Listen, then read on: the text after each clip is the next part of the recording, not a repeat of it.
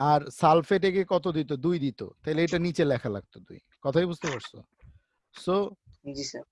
এই যোজনী যখন ট্রান্সফার করবে সেগুলো একটা লাইনে লিখতে হবে, ঠিক আছে? আর এই যৌগমূলকের যেই এটাকে আমরা বলি হচ্ছে পরমাণু সংখ্যা, এটাকে আরেকটু উপরে লিখতে হবে। কথা কি তুমি বুঝতে পারছো? আরেকটু কি উপরে লিখতে হবে, মানে যোজনীর মতো নিচে না, আরেকটু উপরে লিখতে হবে। ক্লিয়ার? আর এই 2 মাইনাসটা এইখানে না, এই স্যার আরেকটু এটা উপরে কি লিখতে মানে হবে। এই নিয়ম, যেটা বললেন নিয়ম। যোজনী কি আগে যোজনী উপরে লিখবো? না না না, তুমি বোঝো নাই আমার কথা। যখন তুমি যৌগমূলক ইউজ করছো তখন একটা পরমাণু সংখ্যা তোমাকে লিখতে হচ্ছে বারবার, যেমন সালফেট, জি স্যার। তাই না? একটা পরমাণু লিখতে হচ্ছে। সো তুমি জি স্যার। এটাকে লিখবা কি একটু উপরে, এই যে এই জায়গাটায় লিখবা। কথা বুঝতে পারছো? এই যে আমি লিখতেছি দেখো, এস লিখলাম, এই ও লিখলাম, ঠিক আছে? একটু উপরে লিখছি, ঠিক আছে? আর মাইনাসটা তার চেয়ে আর একটু উপরে দিচ্ছি, ঠিক আছে? এখন এইটার সাথে যখন আমি কপারের বিক্রিয়া করতেছি তখন আমি কি লিখতেছি? সি ইউ, ঠিক আছে?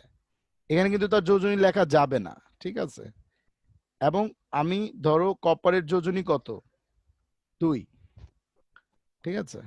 কপারের যোজনী কত? 2। 2। কপারে আরো একটা যোজনী আছে, ওইটা কত? ওইটা কপারের আসিক নাই? কম্পারে জি স্যার আশিক আছে তো। বলো। হ্যাঁ, একটা হচ্ছে 2 আর একটা হচ্ছে 3। তার মানে কি কপারের আমি 3 নাম্বার যোজনী যদি ব্যবহার করি তাহলে এটার চেহারাটা কেমন হবে? ধরো এই হচ্ছে আমার কি কপার, ঠিক আছে? কপারকে জি যোজনী স্যার। দিবে কে? সালফেট। তাহলে আমি 2টা লিখবো কি একটু নিচে, খেয়াল করো। আর এটা হচ্ছে সালফেট, ঠিক আছে? সালফেটের যোজনী কত? 2, ঠিক আছে? জি 4টা স্যার। লিখলাম একটু উপরে আর যোজনী লিখলাম একটু নিচে। তাহলে সালফেটের যোজনী 2 একে দিল আর কপারের যোজনী 3 একে দিল। তুমি কি আমার কথা বুঝতে পারছো? জি স্যার। এখন তুমি ব্যবহার করছো কপারের 2 নাম্বার যোজনী, আমি ব্যবহার করছি কপারের 3 নাম্বার যোজনী। তুমি কি বিষয়টা ধরতে পারছো? জি স্যার। এই, ও না স্যার একটা সমস্যা আছে যে কপারের তো 3 নাম্বার না, হুম। 1 আর 2 আছে। আচ্ছা, তাহলে 1 নাম্বার দিলে আমার এখানে আর 3 লিখবো না আমি, ঠিক আছে? আমি যদি 1 নাম্বারটা ইউজ করি আমি আর 3 লিখবো না। তুমি বিষয়টা ধরতে পারছো? জি স্যার। তাই সেম ফেরিক ফেরাস, তুমি কত দিছো? ফেরাস দিছো, যার কারণে তুমি কত দিছিলা? 1 দিছিলা, মানে 2 দিছিলা, সরি। আমি এখানে 2 দিছি দিছে। ফেরিক, তাহলে ফেরিক হলে আমার কি হবে? হ্যাঁ, আমার ফেরিক হলে কি হবে? সালফেট আমাকে কত দিবে? 2 দিবে, তাই না? জি স্যার। আর সালফেটকে আমি আবার ফেরাসের 3 নাম্বার যোজনীটা দিব, কত দিব? আমি 3 3 নাম্বার নাম্বার যোজনীটা জন্য যদি দেই তাহলে এটা হয়ে যাবে কি? Ferric sulphate. কি হয়ে যাবে? Ferric ferric sulphate. সালফেট। এবং সেক্ষেত্রে দেখো যোজনী গুণ একটা লাইনে আছে, আছে না? একটা লাইনে আছে, খেয়াল করছো? জি স্যার। সো আমি যোজনী পরীক্ষা হলে বলা থাকবে না, কিন্তু বিক্রিয়ার ক্ষেত্রে আমাকে এগুলো মাথায় রাখতে হবে। যেমন এই যে এখানে তুমি দেখো একটা বিশাল বড় ভুল করছো, যে তুমি এই 4 আর 2 একসাথে লিখছো। এইটা নিয়ম না। এই 4 হচ্ছে কি অ্যামোনিয়ার পরমাণু সংখ্যা, ঠিক আছে? আমি লিখি সেইভাবে তুমি নকল করো, ঠিক আছে? সরাসরি অনুকরণ করো। আমি যখন অ্যামোনিয়াকে রিপ্রেজেন্ট করতেছি, সো NH4 লিখবো, তাই না? এটা আরেকটু উপরে লিখবো, যেহেতু আমার NH4 এটা পরমাণুকে রিপ্রেজেন্ট করতেছে, একটু উপরে লিখবো, ঠিক আছে? এবং যখন আমি সালফেটের যোজনীটা লিখতেছি তখন আমি লিখবো কি একটু নিচে লিখবো। কথা কি তুমি বুঝতে পারতেছো? আবার অ্যামোনিয়ার যোজনী 1, তো আমি সালফেটকে যখন দিব, হ্যাঁ, তখন এটাটা আর একটু উপরে রাখবো এবং এমন ভাবে রাখবো যেন এই দুইজনের কি মাপটা একটা সমান হয়। আর একে যদি তুমি 1 দাও, ঠিক আছে, তাহলে তুমি কি 1 দাও, ঠিক আছে, তো যোজনীর মাপটা আবার সমান থাকবে। তুমি কি বিষয়টা বুঝতে পারছো? আমি এই জন্য তোমাকে জি স্যার। এই ধনাত্মক যৌগমূলকের সাথে ঋণাত্মক যৌগমূলকে বিক্রিয়া করেছে, এবং অবশ্যই যোজনী এইভাবে লিখবা না, ঠিক আছে? এই যে এইভাবে লিখবা না, ঠিক আছে? এই যে এইভাবে লিখবা না, এগুলা নিয়ম না, এগুলা নিয়ম না। ঠিক আছে, আমরা এইভাবে লিখবো যে NH4 রাইট। আর হোল 2 আর SO4 হোল 1। না তুমি যখন তুমি এই যে নর্মাল মানে ইয়ের মৌল লিখতেছো তখন তুমি যোজনী লিখতেছো, এটা লিখবা না। ঠিক আছে, এগুলো তো হইছে, এইটা এইভাবে লিখবা, মানে এটা যখন এইভাবে লিখবা, একটা ঠিক একটা আছে। করে লিখবো তখন কোনো মানে মৌল লিখবো, না মানে না, এই যে তখন কোনো সালফেটেরও যোজনী। তুমি দেখলাম যে 2 এখানে লিখছো, কেন লিখবা না? এটা লিখবা না, আচ্ছা কোনো যোজনী লিখবা না। ঠিক আছে, লেখার নিয়মগুলো কি লিখে রাখছো? ভিডিও আপলোড করে দিব, দেখে নিও আবার। আচ্ছা যেভাবে বলছি ওইভাবে লিখতে হবে। আমরা আজকে চলে যাব বিভিন্ন ধরনের রাসায়নিক বিক্রিয়ায়, ঠিক আছে। সো আচ্ছা এখানে রাসায়নিক বিক্রিয়া লেখার নিয়ম এখানে দিছে, এই যে 1 2 3 এগুলো আমি সব বলে ফেলছি, ঠিক আছে। এর আগে আমি যোজনী বলে ফেলছি, যোজনীর হাত তো বুঝছো, যাদের একটা যোজনী তাদের একটা হাত, যাদের দুইটা যোজনী তাদের দুইটা হাত, যার তিনটা যোজনী তার তিনটা হাত, বুঝতে পারছি। যার যত যোজনী তার তত হাত। এবং হাইড্রোজেনের সাথে এই এইভাবে হাইড্রোজেনের সাথে যখনই বন্ধন তৈরি করে বা এই যে এইভাবে হাত দিয়ে বন্ধন তৈরি করে, এগুলো বলি আমরা গাঠনিক সংকেত। কি বলি? গাঠনিক সংকেত। গাঠনিক সংকেত, লিখে নাও। হ্যাঁ, এই গাঠনিক সংকেত আমরা ক্লাস 9-এ পড়বো, ঠিক আছে। এই গাঠনিক সংকেত পরীক্ষা হলে আসে, ক্লাস 9-এ আসে, বাট 9-এ 8-এ আসে না, ঠিক আছে। গাঠনিক আচ্ছা সংকেত একবার বলেন তো কাকে গাঠনিক সংকেত বলে? কাকে গাঠনিক সংকেত বলে? যত যোজনী দ্বিমৌলের থাকবে তার ততগুলা হাত থাকবে, ঠিক আছে। ওই জি স্যার। হাতে তুমি অন্য মৌলকে বসাবা, বসায় যে চেহারাটা বানাবা ওইটাকে গাঠনিক সংকেত বলে। মানে কোনো কোনো আণবিক সংকেতকে যদি আমরা গাঠনিক ভাবে লিখি ওটা গাঠনিক সংকেত হয়ে যায়। কারণ আণবিক সংকেত কি? ধরো আমি লিখলাম ধরো H2O, কি লিখলাম? পানি, ঠিক এই আছে। তো পানি লিখলাম, ঠিক আছে, এটাকে বলে আণবিক সংকেত। এটাকে কি বলে? আণবিক সংকেত। আণবিক কি সংকেত। বলে? আণবিক সংকেত। এখানে এই একটা অণু, এই একটা অণু, দুইটা মিলে কি হইছে? একটা যৌগ হইছে, তাই না? সো একটা জি স্যার। যৌগের যে সংকেত এটাকে বলে আণবিক সংকেত। একটা যৌগের যে সংকেত সেটা বলে আণবিক সংকেত। এবং সেই ক্ষেত্রে তোমার অক্সিজেনের যেটা সবচেয়ে বড়, হ্যাঁ, যার হাত বেশি তাকে আগে লিখতে হয়। তাহলে অক্সিজেনের হাত কয়টা? একটা। হাইড্রোজেনের হাত কয়টা? দুইটা। কথা বুঝতে পারছো না বোঝো নাই? তো অক্সিজেনের হাত দুইটা আগে তুমি আঁকাবা। Clear? যার যোজনী বেশি তাকে আগে আঁকাবা। আঁকাইছো? আঁকাইছো জি কিনা? স্যার। আঁকাইছো। এরপর তুমি ছোটটার দিকে তাকাবা, তাকায় দেখবো যে হাইড্রোজেন কয়টা আছে? দুইটা আছে, তাই না? তা হাইড্রোজেনের হাত কত? একটা না? এখানে একটা হাইড্রোজেন বসাই দাও, এখানে একটা হাইড্রোজেন বসাই দাও। তাহলে H2 এর গাঠনিক সংকেত হচ্ছে কি এরকম। কথা কি বুঝতে পারছো? জি স্যার। অক্সিজেন তার দুইটা হাত দিয়ে এই দুইটা হাইড্রোজেন রে ধরে রাখছে। এখন আমি যদি আরেকটু বড় তোমাকে দিই, হ্যাঁ, ধরো H2SO4, এর নাম হচ্ছে সালফিউরিক অ্যাসিড। কি? Sulphuric acid. লিখে নাও। H2SO4 মানে হচ্ছে সালফিউরিক অ্যাসিড। এখন এইখানে তুমি আমাকে বলো হাইড্রোজেন, সালফার, অক্সিজেন, হ্যাঁ, তিনটা মৌল আছে, ঠিক আছে। এর মধ্যে কোন মৌলটার যোজনী সবচেয়ে বেশি? যোজনী টেবিলটা দেখে আমাকে বলো। সালফার। কত? 4। তাহলে আমরা সালফারটাকে আগে লিখব, ঠিক আছে। ধরো আমি সালফারটাকে কি আগে লিখলাম। সালফারের হাত কয়টা? চারটা। তাহলে ওর চারটা হাত বসাই দিলাম। তারপরে যোজনী কার বেশি? তারপরে হচ্ছে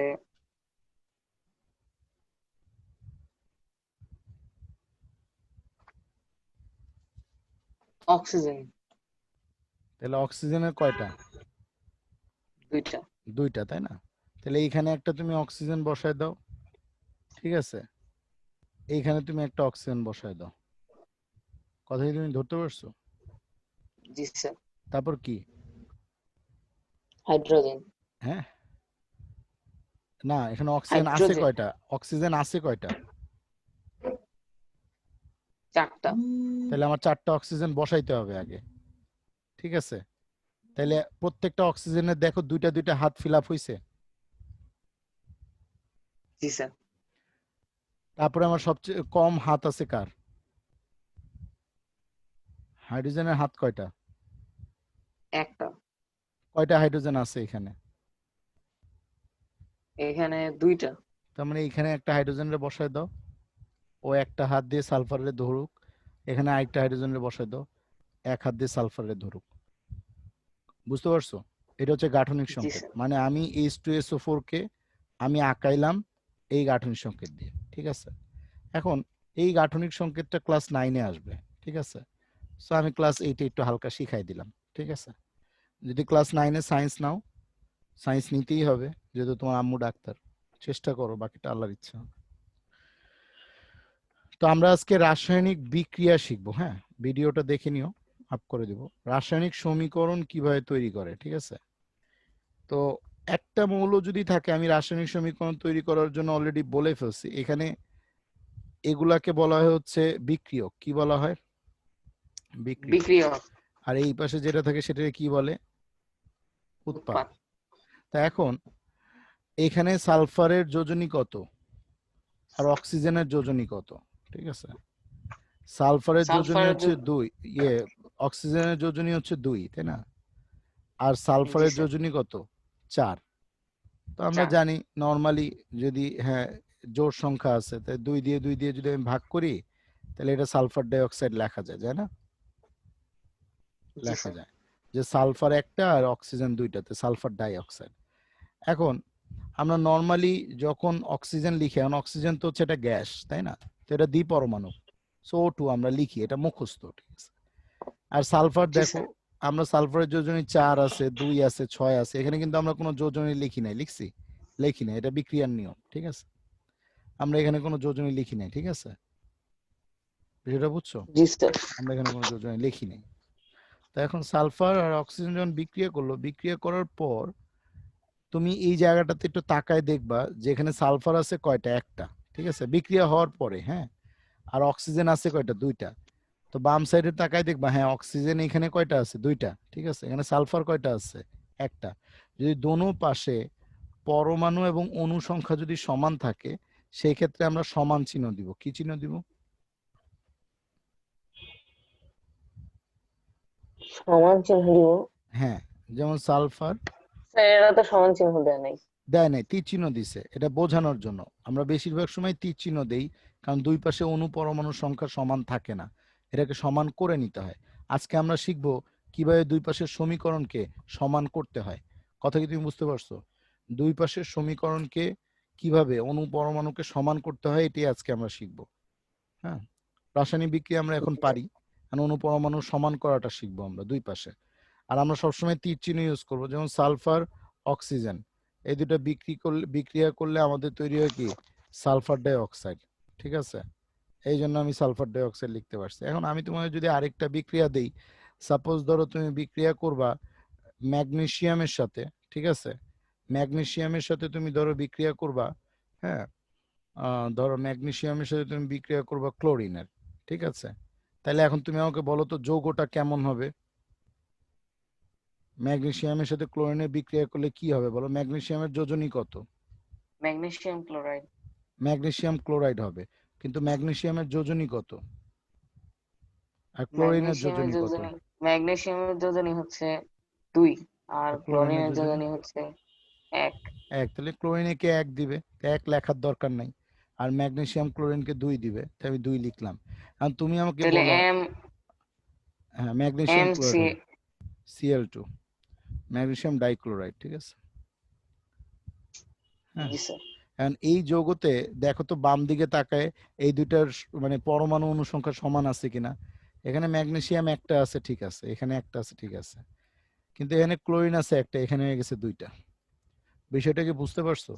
আগে তুমি বিক্রিয়া করবা, করে আগে যোজনী একটা আরেকটাকে দিবা, দেওয়ার পরে তুমি দেখবা যে এবার বিক্রিয়ক থেকে যে উৎপাদ হইল, বিক্রিয়কের অনুপরমাণুর উৎপাদের অনুপরমাণু এক কিনা। যদি এক না হয়, তাইলে পরীক্ষার হলে যদি তোমাকে একটা কোশ্চেন দিয়ে 2 মার্কস বলে যে বিক্রিয়ক ও উৎপাদের পরমাণু অনুপরমাণুগুলোকে সমান করো, সেক্ষেত্রে করতে হবে। এটা একটা কোশ্চেন। কথা বুঝতে পারছো? তো এখন তুমি কি আমার প্রশ্ন বুঝছো? জি স্যার। তো এখন আমাদের করতে হবে, এখন কিভাবে করব? যেহেতু এখানে ম্যাগনেসিয়াম একটা আছে, মিলে গেছে, ক্লোরিন নাই, তাহলে ক্লোরিন জাস্ট এর আগে দুইটা লিখে দিই। তুমি কি আমার কথা বুঝতে পারছো? এখন কি হয়ে গেল সমান? একটা ম্যাগনেসিয়াম দুইটা ক্লোরিন অণুর সাথে বিক্রিয়া করে ম্যাগনেসিয়াম ডাইক্লোরাইড তৈরি করে। যখন বিক্রিয়ায় অংশগ্রহণ করে তখন একটা ম্যাগনেসিয়ামের সাথে সবসময় দুইটা ক্লোরিন যুক্ত হয়। কথা কি বুঝতে পারছো? জি স্যার। এইবার তুমি এখানে তীর চিহ্ন না দিয়ে এবার তুমি এখানে ইয়ে চিহ্ন দিতে পারো। কি চিহ্ন বলো? বলো কি চিহ্ন সমান। দিবা? সমান সমান চিহ্ন দিবা। বুঝতে পারছো বিষয়টা? এটা হচ্ছে একটা প্রসেস। জি স্যার। সো আমরা সব মুছে দিই, আমরা একটু নিচে যাই। নিচে এখানে অনেকগুলো নিয়ম দিছে যে রাসায়নিক বিক্রিয়ায় বিক্রিয়ক পদার্থগুলোর বা স্ব স্ব প্রতীক বা সংকেত সমীকরণটি চিহ্নের দিকে আমরা সবসময় এরকম তীর চিহ্ন দিই। বিক্রিয় বিরোধী পদার্থ একাধিক হলে তাদের সামনে আমরা যোগ চিহ্ন দিই। তো এই পরীক্ষা হলে এটা তোমার আসলে এটা দিতে হবে, ঠিক আছে? এটা মুখস্থ করে ফেলবা। বিক্রিয়ক ও বিক্রিয়া জাত পদার্থগুলো মানে এইগুলার কথা বলতেছে, হ্যাঁ।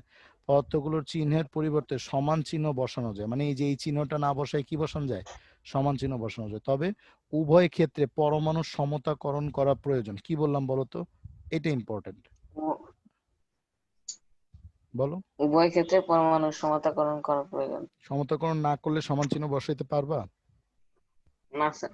আচ্ছা, বিক্রিয়ার আগে বিভিন্ন পদার্থের অণুর মধ্যে যত সংখ্যক বিভিন্ন মৌলের পরমাণু থাকে, বিক্রিয়ার পরে গঠিত নতুন অণুগুলোর মধ্যে ঠিক তত সংখ্যক বিভিন্ন মৌলের কি থাকে? পরমাণু থাকতে হবে। তুমি কি বিষয়টা ধরতে পারছো? পরমাণু থাকতে হবে। তাই সমীকরণের উভয় পক্ষে মৌলের পরমাণু সমতা করার প্রতীক ও সংকেতগুলোর প্রয়োজনীয় গুণ থাকা বা সংখ্যার মাঝখানে গুণ চিহ্ন দিতে হয়। সো এটা মুখস্থ করে ফেল, হ্যাঁ, নিয়ম। তা আমরা সরাসরি সমতাকরণে চলে যাই, হ্যাঁ। যেমন এইখানে দেখো বিক্রিয়া করছে হাইড্রোজেন কয়টা? এই যেহেতু হাইড্রোজেন একটা গ্যাস, তাই না? আমরা এখানে 2 লিখি। অক্সিজেন একটা কি গ্যাস, আমরা 2 লিখি। তাহলে নর্মালি আমাদের হাইড্রোজেন আর অক্সিজেন বিক্রিয়া করলে হাইড্রোজেনের যোজনী কত? 1, একে দিছে। অক্সিজেন যোজনী কত? 2, একে দিছে। বলতো দুই পাশে বিক্রিয়া করা শেষ, কিন্তু এদের দোনো পাশে কি সমতা আছে? না স্যার। হ্যাঁ। না স্যার, অক্সিজেন দুইটা ছিল। তো এখন কি করব বলতো? এখন অক্সিজেন 2টা দিতে গেলে যদি আমি এখানে 2 দিই তাহলে কি এখন অক্সিজেন 2টা হইলো?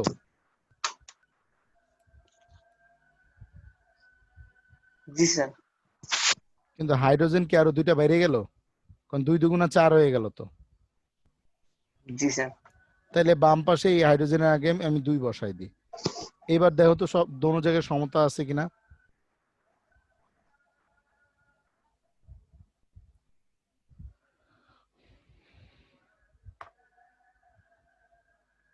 আছে? জি স্যার আছে। সো এইভাবে সমতা করতে পারবা? জি স্যার। তাহলে আমরা আরেকটু নিচে যাই, একটু প্র্যাকটিস করি। এই যে ওরা এখানে সমতা করে দেখাইছে, ঠিক আছে? এটা একটু বাসায় দেখবা। আচ্ছা, রাসায়নিক বিক্রিয়া মূলত কয়েক প্রকারের হয়ে থাকে, হ্যাঁ। আমরা এখানে রাসায়নিক বিক্রিয়ার সংযোজন বিক্রিয়া শিখবো, অ্যাডিশন। তো যখন একটা বিক্রিয়া একটা মৌলের সাথে আরেকটা মৌলের কি হয়? সংযোজন হয়। যেমন আয়রনের সাথে সালফারের কি হয়েছে? সংযোজন হয়েছে, ফেরাস সালফাইড। জিঙ্কের সাথে সালফারের, তাহলে হয়েছে কি? জিঙ্ক সালফাইড, তাই না? সংযোজন হয়েছে। তুমি গতকালকে অনেকগুলা বিক্রিয়া করছো। এরকম যদি সংযোজন হয় সেক্ষেত্রে আমরা বলি কি? সংযোজন বিক্রিয়া। তুমি কি পারবা? জি স্যার। যেমন অ্যামোনিয়ার সাথে হাইড্রোক্লোরিক, এই জায়গাটা খুব ভালো করে খেয়াল করো। অ্যামোনিয়ার সাথে যখন হাইড্রোক্লোরিক অক্সাইডের বিক্রিয়া হয় তখন অ্যামোনিয়া পুরোটা তো একটা কি? যৌগমূলক, তাই না? অ্যামোনিয়া কি? পুরোটা একটা কি? যৌগমূলক। যৌগমূলক। ধনাত্মক না ঋণাত্মক? আহ, ধনাত্মক অবশ্যই। হ্যাঁ, এই জায়গাটা তুমি দেখো, যখন হাইড্রোক্লোরাইডকে তুমি ভাঙবা, হ্যাঁ, তখন হবে কি? হাইড্রোজেন প্লাস আয়ন এবং কি? Chlorine minus ion. এটা নিয়ম। কারণ কি? কারণ হাইড্রোজেনের একটা যোজনী ক্লোরিনকে দিছে, ক্লোরিনের একটা যোজনী হাইড্রোজেনকে দিছে। আর যার যত যোজনী সেটাই আমরা মাথার উপরে লিখি। যেটা ধনাত্মক যোজনী আমরা ধনাত্মক লিখি, ঋণাত্মক হলে ঋণাত্মক লিখি। কথা কি বুঝতে পারছো? এটা লিখি। জি স্যার। আর যেহেতু অ্যামোনিয়া এ ধনাত্মক বেইস, এই জন্য এ সবসময় ক্লোরিনকে কি করবে? নিজের সাথে আকর্ষিত করবে। ক্লিয়ার? যেহেতু সে ধনাত্মক, তাহলে অ্যামোনিয়ার যোজনী 1, সো অ্যামোনিয়াম সে এই হাইড্রোজেন অ্যামোনিয়ার সাথে অ্যামোনিয়াম ক্রিয়েট করবে আর ক্লোরিন অ্যাটাচড হয়ে যাবে। তুমি কি আমার কথা বুঝতে পারছো? সো এটাও জি কি স্যার। সংযোজন বিক্রিয়া। কিভাবে হয়েছে আমি একটু ব্যাখ্যা দিলাম, ভিডিওটা দেখে নিও আর ক্লিয়ার বুঝতে পারবো। দহন বিক্রিয়া বলতে বোঝায়, দহন মানে পৃথিবীর কোনো কিছুকে যদি তুমি অক্সিজেন দ্বারা বিক্রিয়া করো, কার দ্বারা? জি স্যার, অক্সিজেন দিয়ে। তখনই এটা দহন বিক্রিয়া বা কম্বুশন বিক্রিয়া, কম্বাসশন বিক্রিয়া। কথাই বুঝতে পারছো? জি কম্বাসশন স্যার। বিক্রিয়া বা দহন বিক্রিয়া। তো আমি যদি এখন হাইড্রোজেনকে, একটু আগে আমি একটা বিক্রিয়া দেখাইলাম, হাইড্রোজেনকে আমি অক্সিজেনের সাথে বিক্রিয়া করলে কি উৎপন্ন হচ্ছে আমার? 2H2O উৎপন্ন হচ্ছে, তাই না? মানে 2 অণু পানি উৎপন্ন হচ্ছে, তাই তো? 2 অণু জি স্যার। হাইড্রোজেনকে, নিচেরটা নির্দেশ করে পরমাণুকে আর পাশেরটা নির্দেশ করে অণুকে। এখন 2H2 মানে 2 অণু হাইড্রোজেন 1 অণু অক্সিজেনের সাথে বিক্রিয়া করে, এটা এই অণু পরমাণু বহুত আগে আমি শিখাইছি, প্রথম ক্লাসে, আজকে 3rd ক্লাস চলতেছে, ভিডিও দেখে নিবা। জি স্যার। 2 অণু হাইড্রোজেন 1 অণু অক্সিজেনের সাথে বিক্রিয়া করে 2 অণু পানি উৎপন্ন করে। কথা বুঝতে পারছো? এখন তুমি জি হাইড্রোজেন না স্যার। দিয়ে সালফার দাও, এই বিক্রিয়াও তুমি করছো, তাই না? সালফারের সাথে অক্সিজেন বিক্রিয়া করো। সো তুমি একটু আগে এটা দেখছো যে সালফারের সাথে অক্সিজেন বিক্রিয়া করলে কি হয়? সালফার ডাই অক্সাইড উৎপন্ন হয়। এটাও দহন বিক্রিয়া। তাহলে দহন বিক্রিয়া কি তুমি বুঝছো? জি স্যার। আচ্ছা, এবার আমরা চলে যাব প্রতিস্থাপন বিক্রিয়া বা সাবস্টিটিউশন বা ডিপ্লেসমেন্ট রিঅ্যাকশন। মানে একটা, ধরো আমি যদি এখন এই বিক্রিয়াটাকে ভাঙি, ঠিক আছে? আয়রন তো হচ্ছে নর্মাল একটা কি মৌল, ঠিক আছে? কিন্তু কপারকে যদি আমি ভাঙি, তাহলে আমার উৎপন্ন হয় কি? কপার 2+, কি উৎপন্ন হয়? কপার 2+, কারণ কপার টু কপারের প্লাস যোজনী 2, ঠিক আছে, এবং ধনাত্মক। আর সালফেট হচ্ছে কি ঋণাত্মক যৌগমূলক, ঠিক আছে? সালফেটের যোজনী কত? 2-। তুমি কি আমার সাথে একমত কিনা? জি তো স্যার। আয়রন হচ্ছে কি পজিটিভ, ঠিক আছে? আয়রনটা পজিটিভ, ঠিক আছে, ধাতু। সো সে আয়রন সালফেটের সাথে কি করবে? ঋণাত্মককে আকর্ষিত করবে। আর কপার হতভাগা আলাদা বসে থাকবে। এই যে সে যে একে টান মারলো আর কপার যে আলাদাভাবে বসে রইলো, এইটাকে বলা হচ্ছে সাবস্টিটিউশন বা প্রতিস্থাপন। ক্লিয়ার? একজন আরেকজনের জায়গা দখল করা। কথা বুঝতে পারছো তুমি? এখন জি স্যার। সে আয়রনের যোজনী 2, তো এই সালফেটকে 2 দিয়ে এই 2- এর সাথে এই যৌগটা গঠন করবে। তুমি কি এই বিক্রিয়াটা বুঝছো কিভাবে হইলো? জি স্যার। এবার চলে যাব বিযোজন বিক্রিয়া, ঠিক আছে, ডিকম্পোজিশন বিক্রিয়া। মানে এটা হচ্ছে কি একটা আরেকটার সাথে কি ভেঙে মানে ঢুকে গেছে, প্রতিস্থাপিত হয়েছে। আর একদম প্রথম বিক্রিয়াটা কি দেখেছিলাম? সংযোজন বিক্রিয়া। কি দেখেছিলাম? সংযোজন বিক্রিয়া, মানে এইটা এটা বিক্রিয়া। মিলে এইটা হয়েছে। আর বিয়োজন বিক্রিয়া মানে উল্টা যাবে, ঠিক আছে? ধরো জিঙ্ক সালফেটকে আমি যদি তাপ দেই, তখন সে জিঙ্ক আর সালফার উৎপন্ন করবে। তুমি কি আমার কথা বুঝতে পারছো? এটাকে বলা হচ্ছে বিযোজন বিক্রিয়া, বিয়োজন বা ডিকম্পোজিশন বিক্রিয়া। বুঝছো না বুঝো নাই? জি স্যার, বুঝছি। Good job. তাহলে আমরা চলে যাই, আমাদের রাসায়নিক বিক্রিয়া চ্যাপ্টারটা শেষ, আজকেই শেষ হয়ে যাবে। সো এখানে ডিকম্পোজিশন বা বিযোজন বিক্রিয়া, এই যে দেখো ক্যালসিয়াম কার্বনেট, হ্যাঁ, এটা হচ্ছে চুনা পাথরের সংকেত, দাগ দিয়ে নাও, এটা এমসিকিউতে আসে যে চুনা পাথরের সংকেত কি? Calcium carbonate. সো ক্যালসিয়াম কার্বনেটকে আমরা ভাগলে অলওয়েজ কার্বন ডাই অক্সাইড উৎপন্ন হবে, এটা হচ্ছে মেইন উৎপাদ, ঠিক আছে? ক্যালসিয়াম কার্বনেটকে ভাঙলে এই যে বিয়োজিত হয়েছে, ভেঙে গেছে। সেম কার্বন ডাই অক্সাইডের সাথে যদি আমি ক্যালসিয়াম হাইড্রোক্সাইডের বিক্রিয়া করি, ঠিক আছে, এখানে কার্বন ডাই অক্সাইড এ একটা যৌগ, কথা বুঝো, ঠিক আছে? এর সাথে ক্যালসিয়াম হাইড্রোক্সাইড একটা বিক্রিয়া হচ্ছে, তো ক্যালসিয়ামের যোজনী কি? 2+, কথা বুঝো। আর হাইড্রক্সিলের যোজনী কি? হাইড্রক্সিল তো একটা ঋণাত্মক যৌগমূলক, তাই না? হাইড্রক্সিলের যোজনী কত? মাইনাস। জানো না হাইড্রক্সিলের যোজনী কত? মাইনাস। মাইনাস। তো যখন এটা আমি বিক্রিয়া করব, তখন অবশ্যই কার্বন ডাই অক্সাইড সে সবসময় হাইড্রক্সিলকে তার দিকে টানার জন্য পাগল হয়ে যাবে। কথাই বুঝতে পারছো? সো জি স্যার। মানে এ হাইড্রক্সিল অ্যাকচুয়ালি কার্বন ডাই অক্সাইডের পানিটাকে টানবে। তুমি যখনই কোনো যৌগে, মনে রাখবা, ক্যালসিয়াম কার্বনকে ভাঙলে কার্বন ডাই অক্সাইড পাওয়া যায়, এটা মাথায় রাখবা। আর হাইড্রক্সিল যখনই উৎপন্ন হয় কোনো জায়গায়, হাইড্রক্সিল ক্যালসিয়াম হাইড্রোক্সাইডকে ভাঙলে আমাদের দুইটা জিনিস উৎপন্ন হচ্ছে, এটা মাথায় রাখতে হবে, হ্যাঁ? একটা হচ্ছে ক্যালসিয়াম 2+, একটা হচ্ছে হাইড্রোক্সিল মাইনাস। সো হাইড্রোক্সিল যখনই উৎপন্ন হয়, তখনই পানি হওয়ার একটা প্রবণতা তৈরি হয়। কি প্রবণতা হয়? পানি। কারণ পানিকে যদি আমি ভাঙি তাহলে কি তৈরি হয়? হাইড্রোজেন প্লাস এবং হাইড্রক্সিল মাইনাস। এটা মুখস্থ করে রাখো। এটা অলওয়েজ এইভাবে তৈরি হয়। তুমি কি আমার কথা বুঝতে পারছো? পানিকে ভাঙলে সবসময় কি হবে? Hydroxyl plus, hydroxyl minus, hydrogen plus. তুমি কি শুনতে পাচ্ছ? জি স্যার। কিন্তু 2 অণু যদি পানিকে আমি ভাঙি, কয় অণু? 2 অণু পানি। 2 অণু পানিকে যদি আমি ভাঙি তাহলে হাইড্রোজেন গ্যাস আর অক্সিজেন গ্যাস উৎপন্ন হয়। কথাই বুঝতে পারছো? হাইড্রোজেন গ্যাস আর কি অক্সিজেন গ্যাস উৎপন্ন হয়। আমরা এটা দেখে আসছি, ঠিক আছে? কিন্তু যদি শুধু এক অণু পানিকে আমি ভাঙি তাহলে অলওয়েজ কি উৎপন্ন হবে বলো?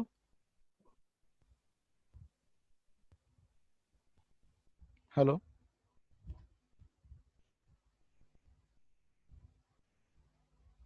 হ্যালো,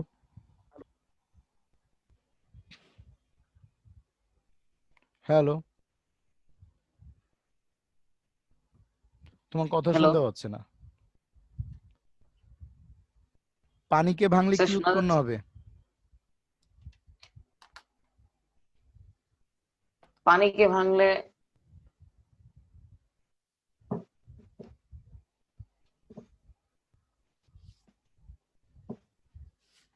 শুনতে পাচ্ছি না। পানিকে ভাঙলে হাইড্রোজেন আর অক্সিজেন উৎপন্ন হয়। হয় নাই। 2 অণু পানিকে ভাঙলে হাইড্রোজেন আর অক্সিজেন উৎপন্ন হবে।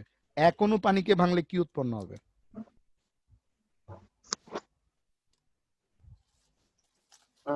এক অণু পানিকে ভাঙলে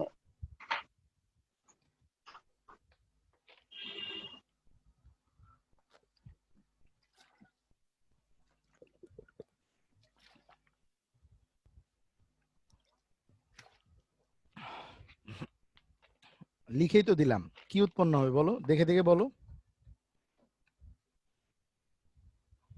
এটা কি? হাইড্রোজেন আর আচ্ছা, তুমি এটা নামই পারো না, এই জন্য উচ্চারণ করতে চাচ্ছ না কেন? যখন যোজনী পড়ছিলা, যোজনী টেবিলে এটা ছিল না? হুম, যোজনী টেবিল এতবার পড়াইলাম। হাইড্রোক্সিল উৎপন্ন হুম, হবে। এই যে হাইড্রোক্সিল। পারা যাবে? জি স্যার। তাহলে আমাদের ডিকম্পোজিশন শেষ। ক্যালসিয়াম কার্বনেট ভাঙলে প্রধান উৎপাদ কি উৎপন্ন হয়? ক্যালসিয়াম কার্বনেট ভাঙলে কি উৎপন্ন হয়? ক্যালসিয়াম কার্বনেট ভাঙলে কার্বন ডাই অক্সাইড উৎপন্ন হয়। হ্যাঁ, এটা হচ্ছে প্রধান উৎপাদ।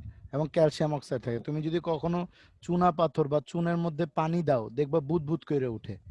কখনো যদি তোমাদের বাড়িতে রং লাগায়, হ্যাঁ, দেখবা রং লাগানোর আগে চুনা দেয়, তো চুনার মধ্যে পানি দিলে বুদবুদ করে ওঠে, ওইটা হচ্ছে কার্বন ডাই অক্সাইড গ্যাস। ঠিক আছে? এখন কার্বন ডাই অক্সাইড গ্যাস যদি আবার ক্যালসিয়াম হাইড্রোক্সাইডের সাথে মিলিত হয়, ক্যালসিয়াম হাইড্রোক্সাইড হচ্ছে কি? ক্যালসিয়াম হাইড্রোক্সাইড হচ্ছে চুনের পানি। ক্যালসিয়াম হাইড্রোক্সাইড কি? চুনের পানি। তার মানে তুমি যদি কার্বন ডাই অক্সাইডের সাথে পানি বিক্রিয়া করো তাহলে ক্যালসিয়াম হাইড্রোক্সাইড উৎপন্ন হবে। এই যে দেখো, ক্যালসিয়াম কার্বনেটের সাথে যদি পানি বিক্রিয়া করে, এই দেখো ক্যালসিয়াম কার্বনেটের সাথে যদি কি বিক্রিয়া হয়, যদি ক্যালসিয়াম পানি। কার্বনেটের সাথে কি উৎপন্ন বিক্রিয়া হয়? পানি। তাহলে কি কি উৎপন্ন হবে? এই ক্যালসিয়াম হাইড্রোক্সাইড আর হচ্ছে কার্বন ডাই অক্সাইড উৎপন্ন হবে। তুমি বুঝতে পারছো? জি স্যার। মানে আমি একটু বিক্রিয়াটা উল্টাভাবে দেখাইলাম। তুমি ক্যালসিয়াম কার্বনেটের সাথে যদি পানি বিক্রিয়া করো তাহলে যে বিক্রিয়াটা হবে সেখানে কি উৎপন্ন হবে? Calcium hydroxide. Calcium hydroxide. Hydroxide. এটা আপাতত মুখস্থ করে ফেলো। কারণ হচ্ছে আমি একটু আগে ভেঙে ভেঙে দেখাইছি। পানিকে ভাঙলে কি উৎপন্ন হবে? হাইড্রোজেন প্লাস আয়ন আর হাইড্রক্সিল আয়ন। বলছি না? বলছি জি কিনা? স্যার। আর যদি ক্যালসিয়াম কার্বনেটকে তুমি ভাঙো তাহলে হবে কি? ক্যালসিয়াম 2+ আর কার্বনেট 2-। তাই তো? জি স্যার। হ্যাঁ, জি। এটা তো বুঝতে পারতেছো। কার্বোহাইড্রেট যোজনী 2, তাই না? তাহলে ক্যালসিয়াম 2+ কাকে ধরবে? এই হাইড্রক্সিলকে ধরবে। বুঝছো না বুঝো নাই? ধরে কি হবে? ক্যালসিয়াম হাইড্রোক্সাইড উৎপন্ন হবে। লিখছো? জি স্যার। বিষয়টা কিন্তু বুঝো। A+2+ উৎপন্ন হচ্ছে কারণ ক্যালসিয়ামের যোজনী 2, এই জন্য ক্যালসিয়াম 2+। আর কার্বোহাইড্রেট যোজনী কত? 2, এই জন্য কার্বোহাইড্রেট 2-। সো ক্যালসিয়াম ধরবে কি ঋণাত্মক রে, তাই ক্যালসিয়াম হাইড্রোক্সাইড উৎপন্ন হচ্ছে। ঠিক আছে? আর কার্বনেট ধরবে কি হাইড্রোজেন রে। ঠিক আছে? সেই জন্য সে কি উৎপন্ন করবে? কার্বন ডাই অক্সাইড উৎপন্ন করবে। তুমি কি আমার কথা বুঝতে পারছো? জি স্যার। সুতরাং ক্যালসিয়াম কার্বনেট আর পানির বিক্রিয়ায় এটা উৎপন্ন হয়, আর শুধু ক্যালসিয়াম কার্বনেটের বিক্রিয়ায় এটা উৎপন্ন হয়। এই দুইটা বিক্রিয়া কি তুমি বুঝছো? জি স্যার। সো এখানে পুরো অক্সিজেন তৈরি করার একটা বিক্রিয়া এখানে দিয়ে দিছে। হ্যাঁ, এটা তুমি এই যে আমি মাত্র যেটা দেখাইলাম, যদি তুমি কখনো ক্যালসিয়াম কার্বন ডাই অক্সাইডের পরীক্ষা দেখতে চাও, তখন তুমি এই বিক্রিয়াগুলো দিতে হবে যে কার্বন ডাই অক্সাইড এবং হচ্ছে কি চুনের পানি যদি তুমি বিক্রিয়া করো, তাহলে এইখানে কার্বন ডাই অক্সাইড এবং ক্যালসিয়াম কার্বন ওই হাইড্রোক্সিল আলাদা হয়ে যাবে। হাইড্রোক্সিল থাকলেই কি উৎপন্ন হয়? পানি উৎপন্ন হয়। কথা বুঝতে পারছি? আর কার্বন ডাই অক্সাইড থাকলেই সে, যদি কার্বন ডাই অক্সাইড আর ক্যালসিয়াম দেখো তাহলে অলওয়েজ ক্যালসিয়াম কার্বনেট উৎপন্ন হয়। কথাই বুঝতে পারছো? সো জি স্যার। যখন ক্যালসিয়াম কার্বনেট উৎপন্ন হবে, তখন এই বিক্রিয়াটাকে আমরা চুনের পানি তৈরি করতে পারি। হ্যাঁ, আবার আরেকটা বিয়োজনের উদাহরণ এখানে দেওয়া আছে, খুব ভালো করে খেয়াল করো। Calcium carbonate. তো ক্যালসিয়াম কার্বন, আমি বলছি কার্বনেট থাকলেই কার্বন ডাই অক্সাইড উৎপন্ন হবে, কার্বনেট থাকলেই কি হবে? কার্বন ডাই অক্সাইড উৎপন্ন হবে। ক্লিয়ার? জি স্যার। সেম পটাশিয়াম ক্লোরেট, এটা হচ্ছে এক ধরনের পটাশিয়াম, পোকামাকড় মারার জন্য তৈরি হয়। সো এখানে অক্সিজেন উৎপন্ন হবে। সো তুমি এই পর্যন্ত কি সবটুকু বুঝছো বিয়োজন বিক্রিয়া? জি স্যার। আচ্ছা, এবার আসলে রাসায়নিক বিক্রিয়া তাপ শক্তি রূপান্তর। এখানে রাসায়নিক বিক্রিয়ার মাধ্যমে কয়েকটা জিনিস আছে যেটা একটু তোমাকে মুখস্থ রাখতে হবে। যেমন আমরা যখন মোম যখন গলে, ঠিক আছে, তখন মোম থেকে আলোক শক্তি উৎপন্ন হয়। মোম থেকে কি উৎপন্ন হয়? মোম আলোক জ্বালানোর ফলে শক্তি কি উৎপন্ন হয়? একটু দাগায় ফেলো। মোম জ্বালানোর ফলে কি উৎপন্ন হয়? তাপ শক্তি উৎপন্ন হয়। তো তাপ শক্তি গরম লাগে বিধায় কি আলোক শক্তি উৎপন্ন করে। আবার অন্ধকারে মোম জ্বালালে আমরা কি এর মধ্যে একটা রাসায়নিক বস্তু দেখতে পাই, মোমটা গইলে গিয়ে ছোট হয়ে যায়, তখন ওর মধ্যে একটা কিন্তু রাসায়নিক বস্তু দেখতে পাই। তো এই যে সঞ্চিত রাসায়নিক শক্তি পরিবর্তিত হয়ে তাপ শক্তি ও আলোক শক্তিতে রূপান্তর হচ্ছে। এই মোমের ক্ষেত্রে তুমি কি দেখতে পারতেছো? মোমের ভিতরে থাকা যে রাসায়নিক শক্তি, সেটা পরিবর্তিত হয়ে কি আমরা আলো পাচ্ছি এবং কি তাপ পাচ্ছি, তাই না? সো এইটাই জি হচ্ছে স্যার। হলো রাসায়নিক শক্তির রূপান্তর। লিখে রাখো রাসায়নিক শক্তির রূপান্তর, একটি উদাহরণ সাহায্যে লিখো বা বোঝাও, তো এটা দিয়ে দিবা।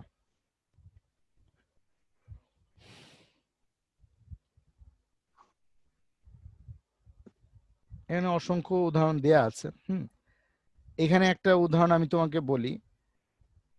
আমরা যখন বেকিং সোডা ইউজ করি, বেকিং সোডা বলতে খাবারে ব্যবহার করা হয়, ঠিক আছে, ওই পাউরুটির সাথে, ঠিক আছে। তো বেকিং সোডার সাথে যদি সাইট্রিক অ্যাসিড ব্যবহার করেন, সাইট্রিক অ্যাসিড মানে হচ্ছে লেবুর রস, কথা বুঝছো? লেবু আছে না, কমলা লেবু বা নর্মাল লেবু, হলুদ লেবু, জি সবুজ স্যার। লেবু, যত লেবু আছে তাদের মধ্যে সাইট্রিক অ্যাসিড থাকে। তো সাইট্রিক অ্যাসিড যখন বেকিং সোডার সাথে বিক্রিয়া করে, তখন অলওয়েজ সোডিয়াম সাইট্রেট উৎপন্ন হয়। সোডিয়াম সাইট্রেট উৎপন্ন হয়, কথাই বুঝতে পারছো?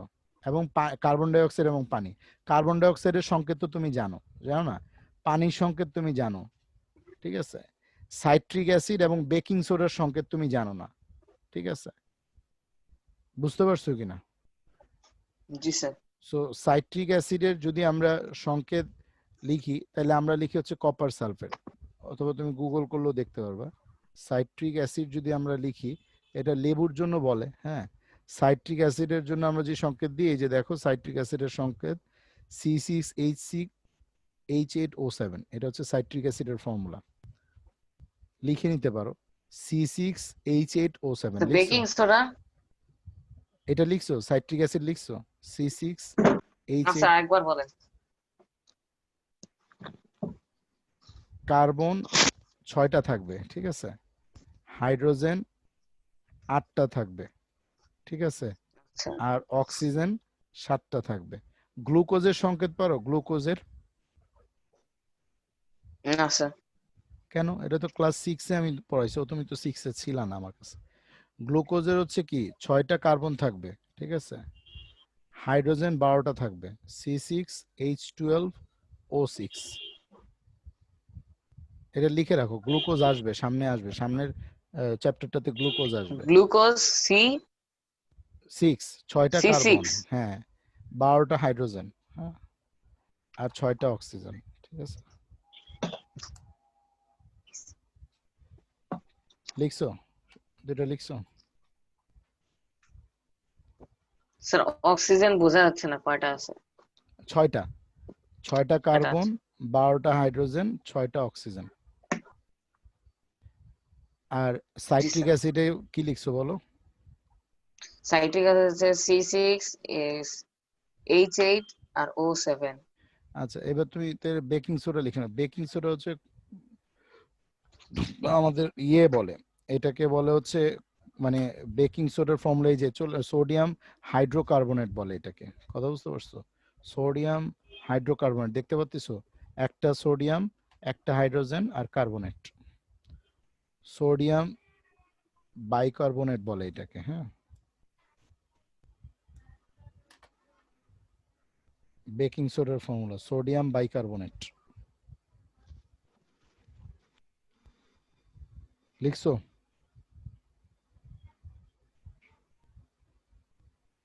এই যে বেকিং পাউডার, ভিনেগার, তুমি যত ভিনেগার খাও, বেকিং পাউডার খাও, কেক বানানোর জন্য যা ব্যবহার হয়, সেখানে প্রচুর পরিমাণে সোডিয়াম থাকে। তো সোডিয়াম থাকে বিধায় জিনিসটা সাদা হয়, আর কার্বন কার্বনেট থাকে বিধায় কার্বন ডাই অক্সাইড উৎপন্ন হয়। তো কার্বন ডাই অক্সাইড যখন উৎপন্ন হয় তখন ওইটা হয় কি, যখন সে তাপ পায় তখন কার্বন ডাই অক্সাইড গুলো বুদবুদ করে বের হওয়ার ট্রাই করে, আর ওই রুটিটা ফুলতে থাকে। তুমি কি আমার কথা বুঝছো? জি স্যার। সোডিয়াম বাইকার্বনেটকে ভাঙলে, এই যে আমি তোমাকে বলছিলাম কার্বনেট থাকলেই কি উৎপন্ন হয়, এটা মুখস্থ, ঠিক আছে? কার্বন ডাই অক্সাইড উৎপন্ন হয়। বুঝছো না বুঝো নাই? এই জন্য জি আমরা স্যার যখন বুঝছি। পাউরুটি খাই তখন পাউরুটিটা নর্মাল একটা আটার দলা থাকে, যখন এটা তাপ পায় তখন এটা আস্তে আস্তে ফুলতে থাকে। ফুলতে থাকে মানে কি, কার্বন ডাই অক্সাইড গুলা বের হইতে চেষ্টা করে, আর রুটির আয়তনটা বাড়তে থাকে। এই জন্য যখন তৈরি হয়ে যায় তখন এটা খুব সফট হয়। দেখবা যে বেকিং সোডা দেওয়ার পর রুটি বলো, পাউরুটি, কেক খুব সফট হয়। খাইছো কখনো? জি স্যার। আজকে আমরা চ্যাপ্টার শেষ করে ফেলবো, চ্যাপ্টার শেষ আলহামদুলিল্লাহ। নতুন আরেকটা আমাদের আছে, এটা হচ্ছে ক্যালসিয়াম অক্সাইড। তুমি তাহলে সোডিয়াম বেকিং সোডার সংকেত কি লিখছো?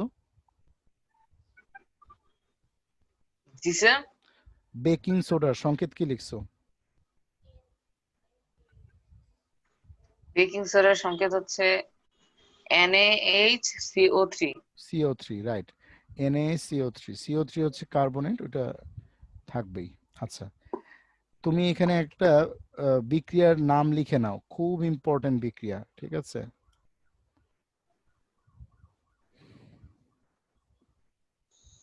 খুব ভালো করে রাখো। যে জাতীয় বিক্রিয়ায় বিপরীতধর্মী পদার্থ একে অপরের সাথে বিক্রিয়া করে নিরপেক্ষ পদার্থ তৈরি করে তাকে প্রশমন বিক্রিয়া বলে। কি বললাম? যে জাতীয় বিক্রিয়ায় বিপরীতধর্মী পদার্থ একে বিপরীত ধর্ম, অপরের সাথে বিপরীত ধর্ম মানে কি? বিপরীতধর্মী। একটা ধাতু নাও, ধরো সোডিয়াম, এটা কি ধাতু, তাই না? জি আরেকটা নাও স্যার। হচ্ছে অধাতু, ধরো ক্লোরিন নাও। কারণ তুমি এরকম ধাতু অধাতু প্রচুর জানো, তাই না? তাহলে এরা দুজন কি বিপরীত ধর্মী না? একটা ধাতু আর একটা অধাতু, দুইজনের সাথে কোনো জি মিলই স্যার। নাই। তাই এদের দুজনে বিক্রিয়া করলে কি হবে? সোডিয়াম ক্লোরাইড হবে না? সুতরাং এই সোডিয়াম ক্লোরাইড কি, একটা লবণ উৎপন্ন হচ্ছে। এই ধাতু জীবনে এক রকমের বৈশিষ্ট্য বহন করে, এই অধাতু জীবনে একটা অন্যরকম বৈশিষ্ট্য বহন করে। তো এরা দুইজন ভিন্ন ধর্মী পদার্থ যখন একে অপরের সাথে বিক্রিয়া করে তখন লবণ উৎপন্ন করে, এটা আবার অন্য ধরনের আরেকটা পদার্থ হয়ে যায়। সো এইরকম বিক্রিয়াকে বলা হয় হচ্ছে নিউট্রালাইজেশন রিঅ্যাকশন। মনে থাকবে, পরীক্ষায় আসবে, 4-5টা স্টার মারো। প্রশমন বিক্রিয়া কাকে বলে, এটা পরীক্ষায় আসবে। জি স্যার। বুঝছো না বুঝো নি?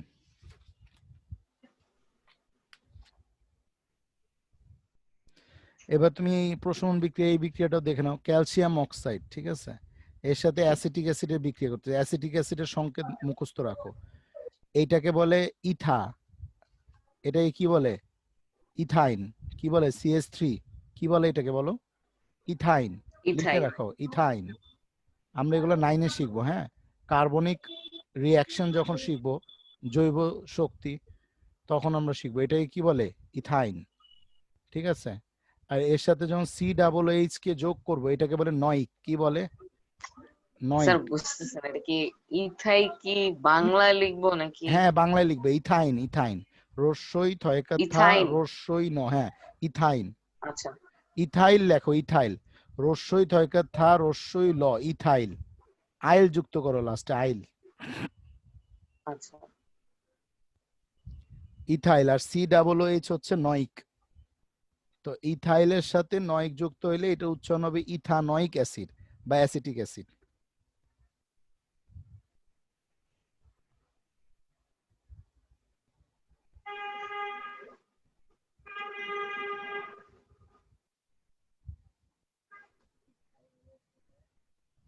COOH হচ্ছে নয়িক, COOH হচ্ছে নয়িক, আর CH3 হচ্ছে ইথাইল।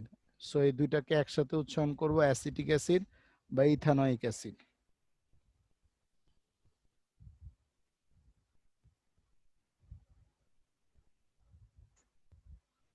কি লেখা শেষ হয়েছে? জি স্যার। এই বিক্রিয়াটায় 2টা স্টার মারো, এটা মুখস্থ করে ফেলো। প্রশমন বিক্রিয়ায় আসলে হয় এটা উদাহরণ দিবা না এটা দিবা, কিন্তু এই উদাহরণটা দিলে সবচেয়ে ভালো। ক্লিয়ার? এটা একটা ভারী উদাহরণ। ক্ষারীয় পদার্থ, অ্যাসিড পদার্থ তৈরি হলে একটা অম্লধর্মী পদার্থ উৎপাদন হয়, ক্যালসিয়াম অ্যাসিটেট। এই লাইনটা মুখস্থ করে ফেলো। ঠিক আছে? এই ক্যালসিয়াম অক্সাইড কিন্তু চুন। ঠিক আছে? ক্যালসিয়াম অক্সাইড হচ্ছে চুন, চুন। আর চুন হচ্ছে ক্ষারীয়। ক্ষারীয় আর অম্লীয় এই ব্যাপারটা আমরা নেক্সট আরেকটা চ্যাপ্টার আছে, ওই চ্যাপ্টারে শিখবো। অম্ল, ক্ষারক, লবণ পড়াইছি তোমাকে। অম্ল ক্ষার। আচ্ছা, এখনো পড়া নাই। ওকে, ডান। এটা পড়ানোর সময়। আজকে 13 তারিখ হয়ে গেছে, আমাদের এই মাসে আরেকটা চ্যাপ্টার শেষ করতে হবে। এটা লিখছো? শেষ? জি স্যার। সো এই জায়গাগুলোতে আমরা, এটা তো তুমি পারবাই, ক্যালসিয়াম অক্সাইডের সাথে পানি যোগ করলে ক্যালসিয়াম হাইড্রোক্সাইড উৎপন্ন হয়। এটাকে বলে হচ্ছে কুইক লাইম বা স্ন্যাক লাইম। লিখে নাও এটা, হ্যাঁ। মানে কিভাবে আচ্ছা। চুনা পানি তৈরি করে, এটা হচ্ছে চুনের পানি। ঠিক আছে? আর এটা হচ্ছে চুন। চুনের সাথে পানি যোগ করলে ক্যালসিয়াম হাইড্রোক্সাইড হচ্ছে কি? চুনের পানি। তো তোমাকে পরীক্ষায় বলতে পারে যে স্ন্যাক লাইম নামে পরিচিত এটা কি? স্ন্যাক লাইম নামে পরিচিত কে? হ্যাঁ, স্ন্যাক লাইম কাকে বলে? স্ন্যাক লাইম মানে হচ্ছে কি? Calcium hydroxide. ঠিক আছে? বা চুনের পানি। বুঝতে পারছি? জি স্যার। ওকে, আমি তোমাকে যেটা করাবো, হ্যাঁ, নেক্সট ক্লাসে আমি তোমাকে এই তড়িৎ বিশ্লেষণ আর ড্রাই সেলটা পড়াবো। বাট তুমি কালকে যেটা করবা সেটা হচ্ছে যে এখানে যতগুলো MCQ আছে, হ্যাঁ, যতগুলো MCQ আছে, এরপর হচ্ছে এখানে যতগুলো সৃজনশীল কোশ্চেন আছে, তুমি কি আমার কথা বুঝতে পারতেছো? জি স্যার। এই 2টা সৃজনশীল এবং হচ্ছে এই MCQ গুলো মুখস্থ করে লিখে আপ করে দিবা। জি স্যার। সো আমি একটা অ্যাসাইনমেন্ট তৈরি করে দিচ্ছি। হুম, এখানে চ্যাপ্টার 8 কেমিক্যাল রিঅ্যাকশন, তো এখানেই আমি লিখে দিচ্ছি, হ্যাঁ।